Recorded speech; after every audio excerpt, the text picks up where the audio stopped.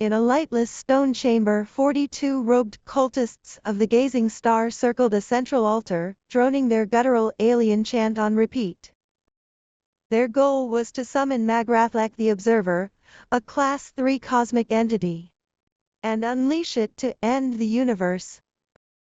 Bound naked to the cold altar was their sacrifice, Joe Mulligan, a quiet, unremarkable young man who had answered an ad for a matchmaking event, and never suspected he'd walked into a doomsday cult. As the ritual neared its peak, a team of elite military commandos stormed the compound. Their Psi-operative, Agent Johansson, hammered through the reinforced bulkhead with raw telekinetic force. The flying slab of metal crushed the cult leader's head mid-sacrifice, splattering his blood across the obsidian dagger and stone altar. The cultists were cut down in a 3-second volley of gunfire, but the blood-soaked ritual had already succeeded, just by accident. A golf ball-sized sphere of pure void bloomed above the altar. Magh'rathlak had arrived.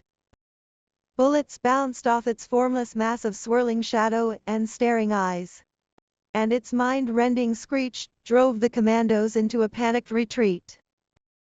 But the entity had no interest in chasing soldiers. Its countless gazes settled on Joe, still strapped to the altar, who lifted a shackled hand in a wave and politely asked if he was the matchmaker he'd been waiting for.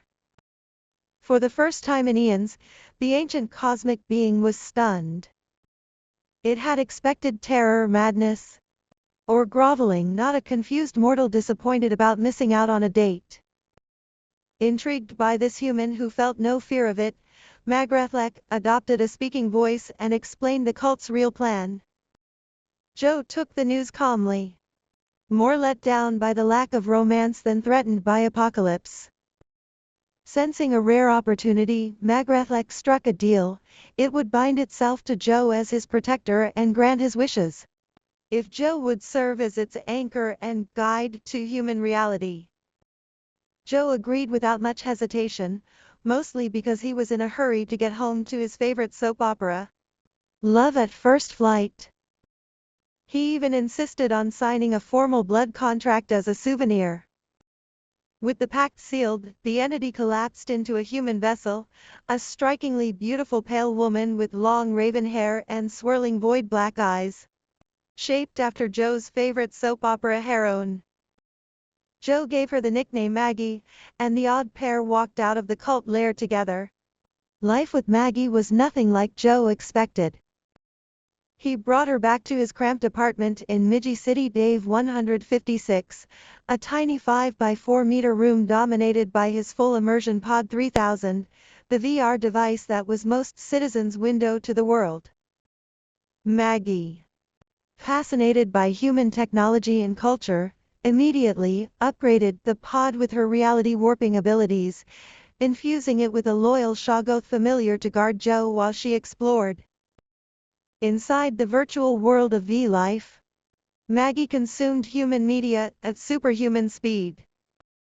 She binged all 1,087 episodes of Love at First Flight in minutes, absorbing not just the plot but the full spectrum of human facial expressions and emotions from the melodramatic performances.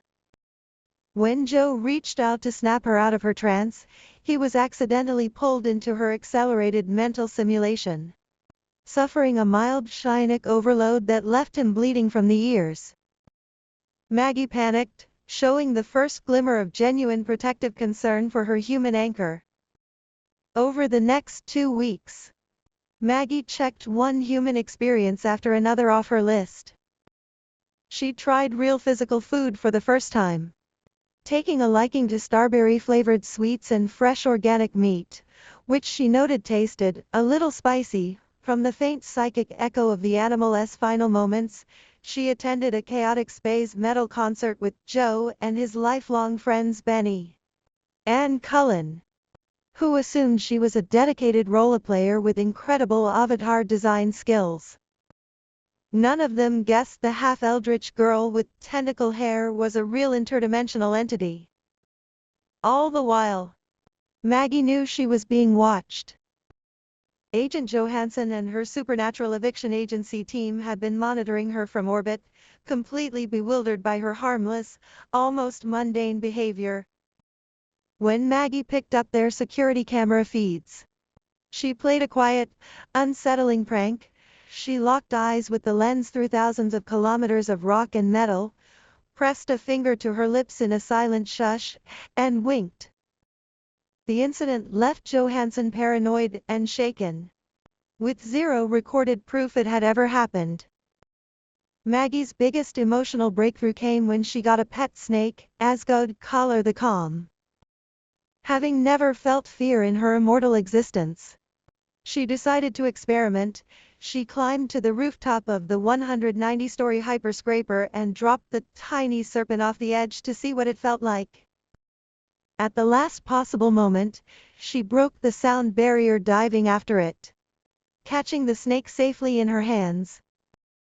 For a split second, she had felt genuine, gut-wrenching fear of loss. When Joe found out, he was angry. He sat her down and explained that owning a pet wasn't about owning property, it was about trust, care, and protecting the life that depended on you. Maggie listened in silence, overwhelmed by a new, heavy feeling, regret. She apologized to both Joe and the snake, and promised to never put a living being in danger for her experiments without talking to him first. Their quiet routine broke when Joe's friend Ryan dropped out of a major underwater yoga blaster gaming tournament, burnt out by the team's intense training. Maggie volunteered to take his place, though she'd never touched the competitive space combat game before. She studied every guide and tutorial in hours and mastered the controls with inhuman precision. In the tournament, she was unstoppable. She pulled off piloting maneuvers no human could replicate, and single-handedly turned a losing match against a professional team into a shocking upset. But her impossible skill drew suspicion. Tournament officials accused the team of using illegal performance mods or hacked pods. To avoid a full investigation that would expose Maggie's true nature, the team agreed to forfeit the match quietly. Maggie left the staging area without argument, torn between guilt for ruining her friend's shot at the prize and a strange, buzzing thrill she couldn't name. She wandered the virtual spectator lobby, accepting praise from amazed fans, until her eyes locked on the main highlight screen. Playing on loop was her famous match-winning ramming maneuver. In the corner of the screen was the pilot cam feed, her own face. What she saw stopped her cold.